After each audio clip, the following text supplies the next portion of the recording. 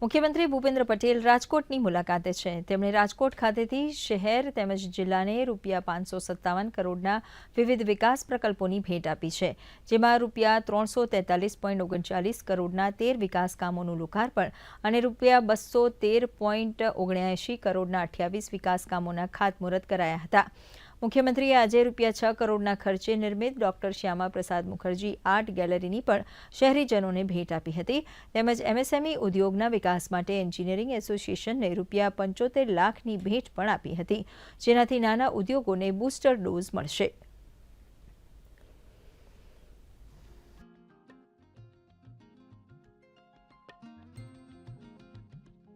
વડાપ્રધાનશ્રીના ચીંધ્યા માર્ગે રાજકોટને આજે 557 કરોડ રૂપિયાના વિવિધ વિકાસ કામોની ભેટ મળી રહી છે। રાજકોટને આજે મળી રહેલા વિકાસ કાર્યોમાં 238 કરોડ રૂપિયાના વિકાસ કાર્યો તો ઉર્જા ક્ષેત્ર સાથે જોડાયેલા છે। આજે રાજકોટ જિલ્લાને મળી રહેલા 112 કરોડના રોડ ઇન્ફ્રાસ્ટ્રક્ચરના વિકાસ કામો જિલ્લાના ઉદ્યોગને બળ આપશે અને સાથે સાથે નાગરિકોને વધુ કનેક્ટિવિટી પ્રદાન કરશે।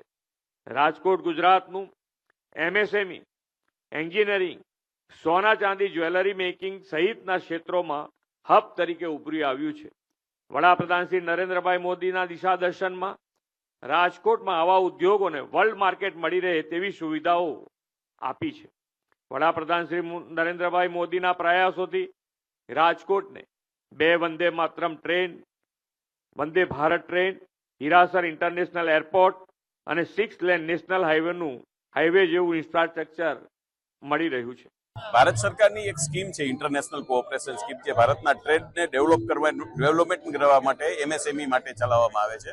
આ અંતર્ગત અમને ગયા વર્ષે સાઉથ કોરિયામાં જવા માટે 20 જેટલા ઉદ્યોગકારોને ત્યાં પોતાનો સ્ટોલ અને એરફેર આપવા માટે સરકારે પ્રમોશન આપેલું હતું, જેનું ફંડ આજે અમને રિલીઝ કરી અને ગુજરાત સરકારના માનનીય મુખ્યમંત્રીના હાથે અમને આ મળ્યું છે, એની અમને ખુશી છે।